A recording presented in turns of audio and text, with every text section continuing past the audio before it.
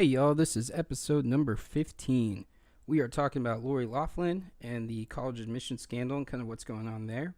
Thank you so much to Flavor Raid for making the intro music you're about to hear. Man, their EP release party, I had a blast. It was so much fun. I hadn't been to one of their shows in far too long, and it was great getting to see them again. I highly recommend checking out their EP.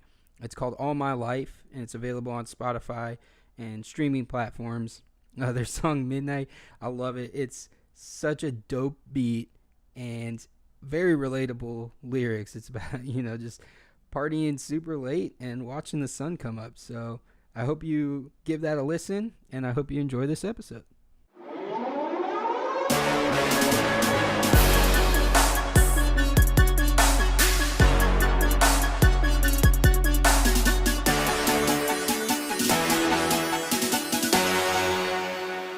What's up, y'all? This is the Sovereign Individual Podcast. I'm your host, Eric Guerra. Thank you so much for joining me today and giving this a listen. If you're enjoying what you're hearing so far, please subscribe, rate, and review the show, and share it with anybody you think might enjoy it. Trying to grow this a little bit. Had a pretty big day today as far as the Twitter for the podcast goes, at Sovereign Pod on Twitter. But we hit 69 followers, so I reacted to that with a nice... and pretty proud of myself. So 69 followers. Again, that's at Sovereign Pod on Twitter if you want to follow us there. Follow me there. And so let's go ahead and get into the show and what we're going to be talking about today. I brought this up on the last episode. I meant to record it earlier in the week, but as I've discovered, life can be difficult sometimes in organizing this kind of stuff. So we're going to be talking about Lori Loughlin, also known as Aunt Becky from Full House. And I would assume most people kind of know generally what I'm about to be talking about, but for those of you who don't know, I'm going to kind of go over what exactly is going on and kind of how we got to this situation. And so let's kind of jump into that. So Lori Loughlin is... So she and her husband paid $500,000 to get their daughters into USC. Now, that in and of itself is laughable and more than deserving of making fun of. You're paying $500,000 to get your daughters into USC.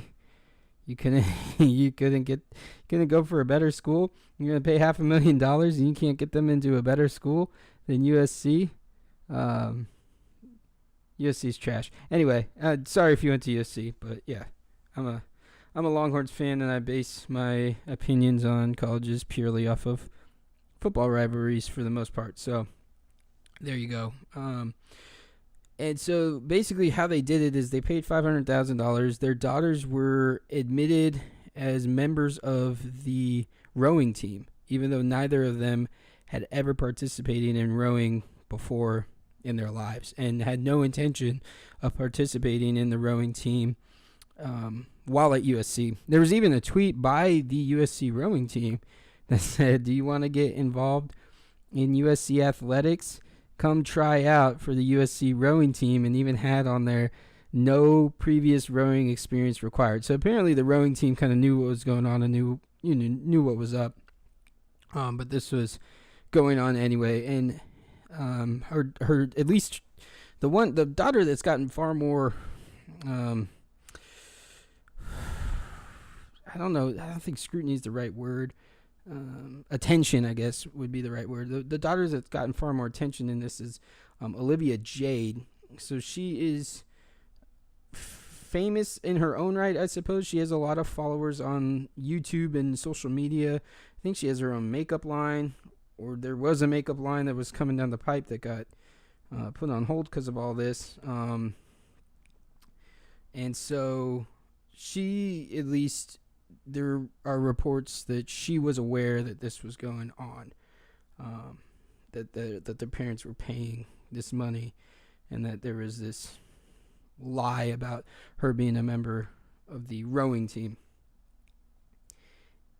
So that's essentially what it comes down to, is two parents paid money to get their children into USC who likely didn't deserve to be there. Not the craziest story that you ever heard of. Odd that they wouldn't just donate money directly to the school. I feel like that's a much easier way to do it, and the way that most wealthy people tend to do it. They give a $10 million donation for some new building, and then their kid gets in. Which again, we're gonna kind of go over this, but this whole thing is just a farce, and it's idiotic, and they're turning it into a TV miniseries. It's already been optioned off. They're going to make money off of this by turning it into a TV miniseries. Now, what would be amazing is if they had Lori Loughlin star as herself in the TV miniseries. If they did that, that would be incredible. I would watch that. I would buy cable to watch that if they did that. But what's not funny about all of this is that Lori Loughlin and her husband are facing up to 40 years in prison. We're talking about locking these two individuals in a cage for 40 years for paying money to get their daughters into college. So they pleaded guilty, or pleaded not guilty, rather. There was a plea deal that was offered to them that would have carried a sentence of like 2 years, I believe. And apparently Lori Loughlin and her husband said no. They thought that the prosecutor was bluffing. And there was another, I'm trying to think, what was her name? Felicity Huff, I believe, was the other big celebrity that was caught up in this scandal. She took the plea deal. But Lori Loughlin and her husband thought that the prosecutor was bluffing. And so the prosecutor comes back with huge new charges thrown on there. And that's what's carrying each of these two new charges. I think they're for money laundering. Carry a maximum sentence of 20 years each. So again, that's how you get to the 40 years. Each of them are looking at 40 years. And I mean, there's people on social media. I mean, this broke last week, so I'm a little behind as far as getting on it. I wanted to talk about it sooner, but whatever. People were like laughing about it and celebrating the 40 years part. And it's just crazy to me. Like, you're talking about locking somebody in a cage for 4 decades because they paid money to get their children into a school. I mean, I see it all the time where people talk about Brock Turner and how easily he got off, and he served 3 months for raping that chick. And you're talking about giving Lori Loughlin and her husband 40 years? That's insane. That's absolutely nuts. I am never of the opinion that somebody should be locked in a cage for a nonviolent crime. There's not a crime that you could convince me of that's nonviolent that is deserving of jail time. Of course, there's probably some out there. Child porn, yeah, okay. That's not necessarily a violent crime, so okay. Again, all right, not being absolute, but most any nonviolent crime, this kind of nonviolent crime, for sure, I don't think somebody should be locked in a cage for. And did she even do anything wrong? Really? I mean, legally, I guess, whatever. I don't consider legal implications in whether or not something's right or wrong. I don't give a crap what the law says one way or the other, because we've seen the law change over time, and slavery was legal. The Holocaust was legal. Pot has been illegal, and now the government is legalizing it and using taxes from it to pay its own bills while people are sitting in jail for having sold it as a means of income. So I don't care about whether or not something is considered legal or illegal. That's not what bases my morality. That's not how I know whether or not something's wrong or right. So I don't care about any of that. Honestly, what parent would not pay any amount of money that they could possibly afford to get their child into a college? I can't think of one. My parents would have done any. They worked their tails off. They encouraged me. Goodness. The only time there was ever something that came up where my parents were like, you're going to have to do this on your own and we're not going to help you, was when I showed up for the ACT hungover, and my mom got super mad, deservedly so, and told me that I was going to have to pay to retake it. She wasn't paying for me to take it again because I didn't take it serious enough. Now, I ended up crushing it, and so that didn't really matter. I didn't end up having to pay to take it again, but that's neither here nor there. So I know that, I'm sure, okay, there's probably some parents out there who are horrible people and wouldn't care, but for the most part, any parent is going to do anything possible to get their child into college. And you're telling me that it's so wrong that they use this loophole and paid for this loophole in a system of quotas, of differing standards depending on your race or whether or not you're an athlete, because the bar is set incredibly low if you're athletically gifted. Again, I don't have a problem with that in any way, shape, or form, but you're going to tell me that you've got this cutthroat admissions process, you've got these quotas that these schools are running by, you have to have a certain amount of each race, and then they give these low standards to athletes, and you're going to tell me that this is just so bad that they did this.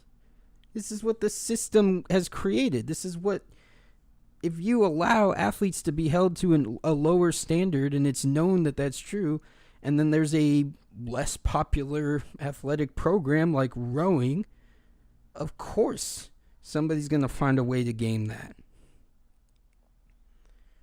You look at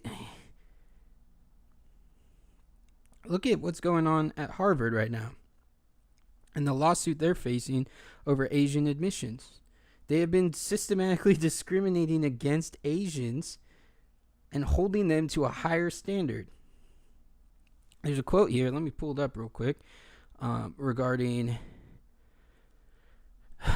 so the attorney, Adam Mortara, he's the plaintiff's attorney in this case, in which they're suing Harvard.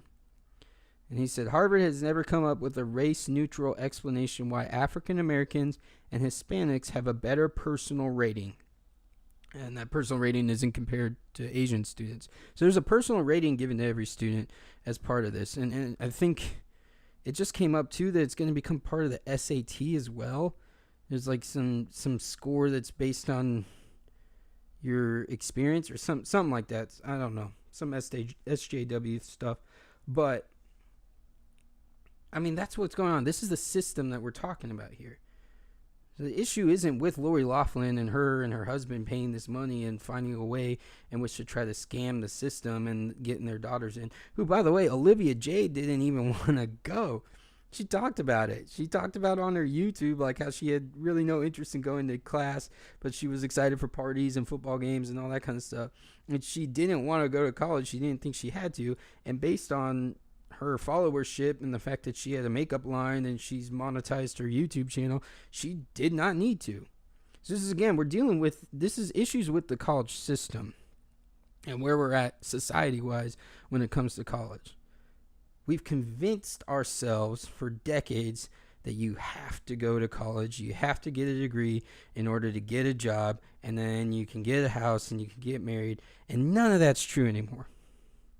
We bully kids from the time that they're incredibly young, all the way through high school.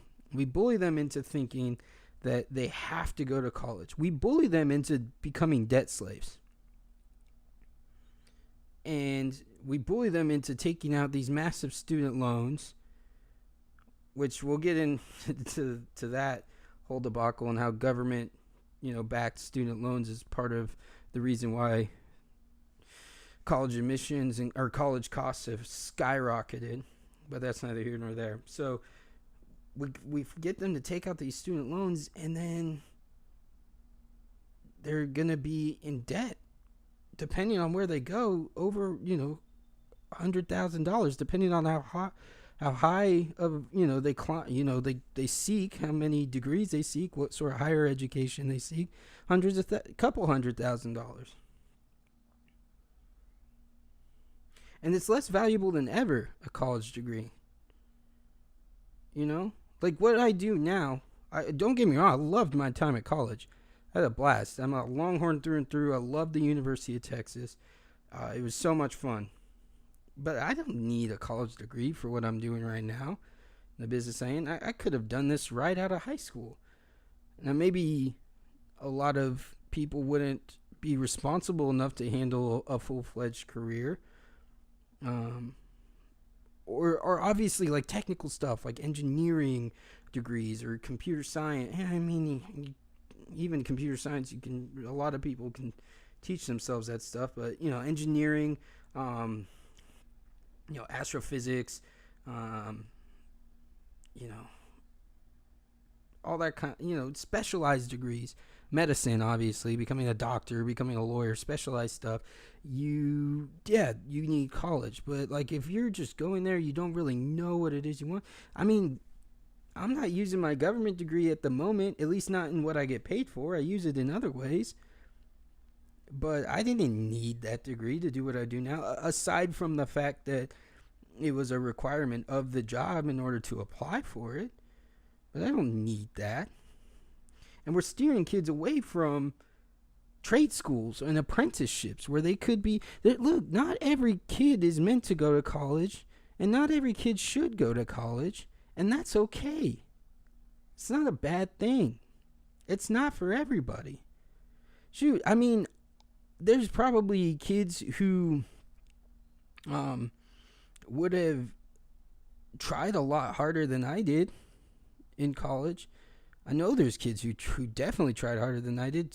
Grades were not of importance to me. I very much lived by the idea of C's get degrees. And I was much more interested. Yeah, I'd go to class. And yeah, when I came back to UT and was studying government, I was far more interested and engaged and actually did reading and all that kind of stuff because it was, stuff I was actually interested in. But I mean, I was never the kid. I wasn't doing homework. I was partying. I was enjoying the college experience for sure, but I wasn't taking it overly serious. And I was able to just, get through it, and it's just, and I mean, the idea that we're pushing kids into this, and it is, I mean, it's a crazy amount of debt to take on right away, and you're not guaranteed a good job, starting paying job in this market right now, and so it's just, it's nobody's. It's not necessarily anybody's fault per se. I mean, our parents were raising us on what they grew up knowing. And what they grew up knowing was you have to go to college and get a degree, and then you'll be able to get a good job, and then, that you'll be able to have a family and all that kind of stuff. So that's what they were going off of. I don't blame them for that. But at this point in time, we need to take a step back and recognize, like, look, the world has changed. We don't need to be pushing every single child into college anymore. And the college system itself is so incredibly flawed. You're talking about a minority being held to a higher standard at Harvard because they're doing too well on standardized tests, and there would be too many of them admitted if they admitted them all based strictly upon merit. So they have to skew the value. Being Asian does not get you as many points as being a different minority for Harvard. That's insane where we've come to. And so when you create a system like that with these kind of quotas and this kind of hypocrisy, and then you're surprised and upset and wanting to burn Lori Loughlin at the stake for gaming the system, get out of here. She's playing the game. She's able to play it in a different way because she's rich. Now, again, they didn't play it in the smartest way. They should have just donated directly to the school, but that's neither here nor there. And the craziest part is like, free education is available out there. You got the Khan Academy, who's offering free college level education classes. Like, you can just take the classes on Khan Academy. You can teach yourself to code. You've got all these different resources for where you can get schooling on stuff without having to go insane amounts of money into debt. So it's just crazy to me that when we're talking about a system as flawed as education, as college education and college admissions are, that you got people cheering and calling for a woman and her husband to be thrown in a cage for 4 decades for doing what was within their power to get their child into college.